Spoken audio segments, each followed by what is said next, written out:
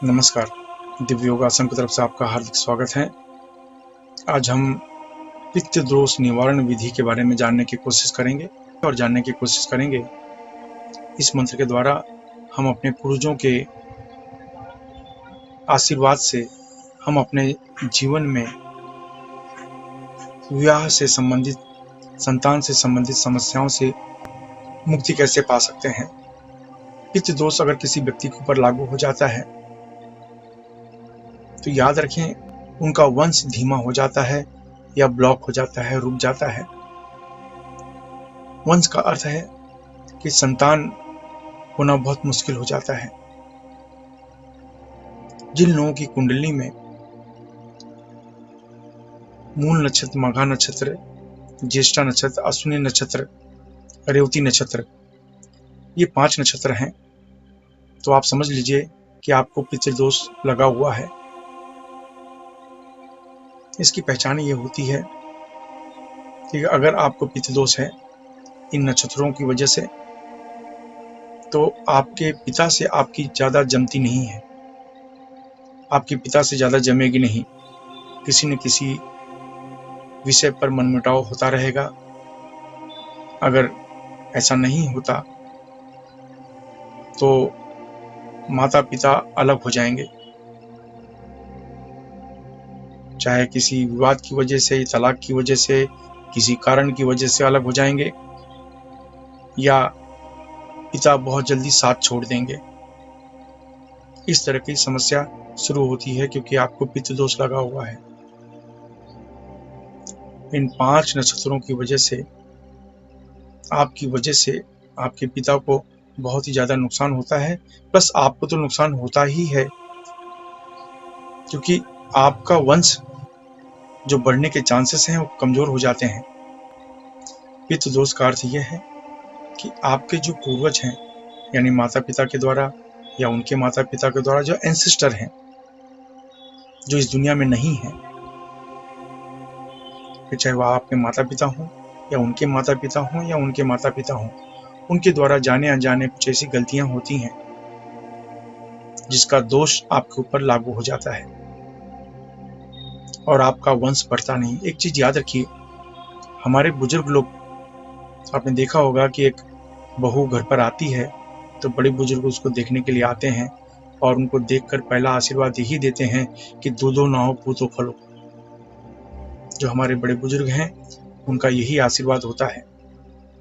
इसलिए अगर हमारे एंसेस्टर हमसे नाराज हो जाएं तो आपका वंश बढ़ना बहुत ही मुश्किल हो जाता है और वंश चलाने के लिए आपको शादी करनी होगी। बड़ी मुश्किल से शादी होती है, बड़ी मुश्किल से विवाह होता है। आप किसी से प्रेम करते हैं, प्रेम संबंध ज्यादा दिन तक टिकता नहीं। अगर प्रेम संबंध टिक जाए तो विवाह जल्दी नहीं होता, और अगर विवाह हो जाए तो बच्चे नहीं होते, आपको डॉक्टरों के पास भागना पड़ता है। और अगर बच्चे हो जाएं तो कन्या संतान की प्राप्ति होती है, ज्यादा करके कन्या संतान की प्राप्ति होती है। और अगर पुत्र संतान की प्राप्ति हो जाए तो कोई न कोई समस्या बनी रहती है।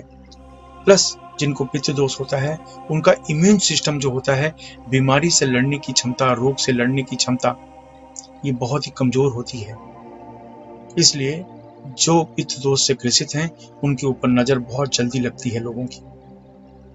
इसलिए पहला प्रिकॉशन उनको ये करना चाहिए कि स्ट्रॉन्ग परफ्यूम कम ये इस्तेमाल करें, परफ्यूम का उपयोग कम करें या हल्के स्मेल का परफ्यूम इस्तेमाल करें। पानी ज़्यादा पिएं क्योंकि जो पित्त दोष की महिलाएं होती हैं उनका यूट्रस, बच्चेदानी कमजोर हो जाता है, गर्मी बहुत वहां पर आ जाती है और इसकी वजह से कंसीविंग प्रॉब्लम होने शुरू हो जाते हैं, गर्भ जल्दी नहीं ठहरता। और जो पुरुष होते हैं उनका सप्त धातु बहुत ही कमजोर हो जाता है।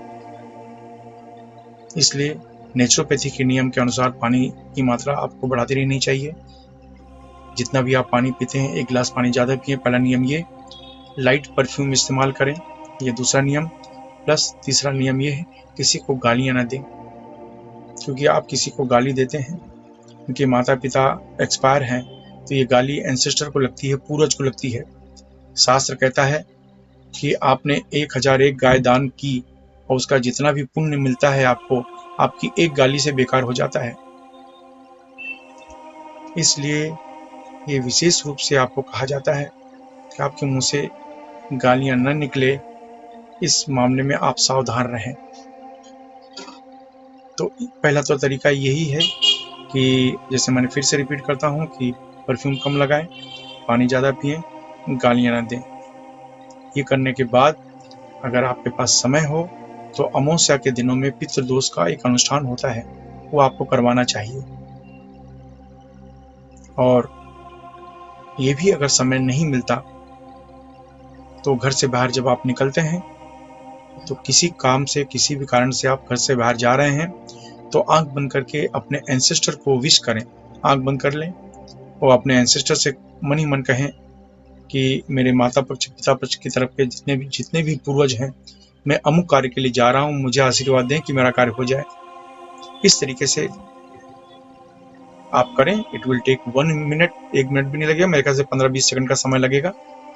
और यह आपको रेगुलर करना चाहिए। जिनको पितृदोष होता है, याद रखें, आपके जो प्रथम देवता हैं, देवी देवता नहीं है, आपके जो प्रथम देव एंसेस्टर माने जाते हैं, पूर्वज, आप कितने भी पूजा कर लें, उपवास कर लें, लाखों गाय दान कर लें, लाखों करोड़ों रुपए खर्च भी कर लें पूजा पाठ में, कोई लाभ नहीं मिलेगा जब तक कि पितृदोष का अनुष्ठान नहीं करते।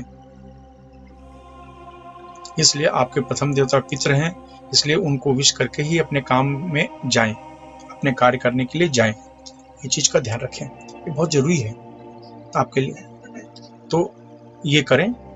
तो एक चीज याद रखिए कि 5 नक्षत्र, जिसको हम अश्विनी, रेवती, मघा, ज्येष्ठा, मूल, ये नक्षत्र अगर आपकी कुंडली में है तो आपको पितृदोष है, ऐसा आप समझ लें। आपके बारे में कहा जाता है कि आपको अगर फिजिकली अटैक किया जाए तो उतना बुरा नहीं लगेगा, जो मानसिक ताने आपको ज्यादा बुरे लगते हैं, मन को ज्यादा चोट पहुंचाते हैं, आपको लोग समझ नहीं पाते। आपके विचार कितने भी ट्रांसपेरेंट हों, आप अच्छे ढंग से बात करें, लोग आपको उल्टे ढंग से लेते हैं और आपके खिलाफ हो जाते हैं। इसलिए आपके शत्रुओं की संख्या, आपके दुश्मनों की संख्या बढ़ती रहती है, दिनों दिन बढ़ती रहती है, जो आपके प्रत्येक कार्य में अड़चन पैदा करते रहते हैं। इसलिए परफ्यूम कम लगाएं, पानी ज्यादा पिएं, गाली न दें, इस बात पर विशेष ध्यान रखें। इसके बाद आपको समय मिले तो पितृदोष अनुष्ठान अवश्य करवा लें, ये बहुत जरूरी है। और जब तक आप अनुष्ठान नहीं करवाते तब तक घर से बाहर निकलने के पहले अपने माता पिता, अपने एंसेस्टर को विश करें कि मैं अमुक काम के लिए जा रहा हूँ, मुझे आशीर्वाद दें कि मेरा काम हो जाए। इस तरह से मन में उनको विश करके आप अपने कार्य में जाएं। इसके अलावा पितृ निवारण मंत्र भी है। ये मंत्र अगर आप जपते हैं तो भी आपको लाभ बहुत मिलता है। कोई भी कार्य करने के लिए जाते हैं तो पहले पितृ निवारण मंत्र का जाप करें और फिर उस कार्य के लिए जाएं। और वो मंत्र है ओम ह्रीम स्वरूपित्राय ह्रीम ओम स्वधा, ओम ह्रीम स्वरूपित्राय ह्रीम ओम स्वधा। इस मंत्र का उपांशु जाप करें, यानी धीमी आवाज में इस मंत्र का जाप करें। और कोई भी कार्य के लिए जाते हैं तो 11 बार इस मंत्र का जाप करें, फिर अपने कार्य के लिए जाएं। याद रखें, जिनको पितृदोष है उनके लिए ये मंत्र है। और इस तरीके से आपको आपके पूर्वजों का आशीर्वाद मिलना शुरू हो जाएगा। और जब भी पूर्वजों का आशीर्वाद मिलता है, आपके ऊपर नज़र का असर कम हो जाता है, आपके ऊपर ब्लैक मैजिक का असर कम हो जाता है, आपके शत्रुओं की जो संख्या है वो बढ़ती नहीं, ये एक लाभ मिलता है। प्लस बच्चा संतान होने के चांसेस बढ़ जाते हैं, विवाहित जीवन सुखमय होने लगता है और आपके माता पिता का हेल्थ आपकी वजह से अच्छा रहना शुरू हो जाता है। इस तरीके से लाभ आपको मिलता है। आशा है ये उपाय आप अपने जीवन में आजमाएंगे और अपने जीवन को सुखी रखेंगे। इसके अलावा वज्रेश्वरी, जो कि मुंबई के निकट है, वहाँ पर भैरव साधना शिविर का अनुष्ठान होने जा रहा है, जो कि 1.25 लाख मंत्र से 5.5 लाख मंत्र तक का होगा। और उसमें अगर आप भाग लेना चाहते हैं, सीखना चाहते हैं, तो नीचे डिस्क्रिप्शन में लिंक दिया गया है, वहाँ से क्लिक करके आप फॉर्म भर सकते हैं। आशा है आप अपने जीवन में सफल होंगे। धन्यवाद।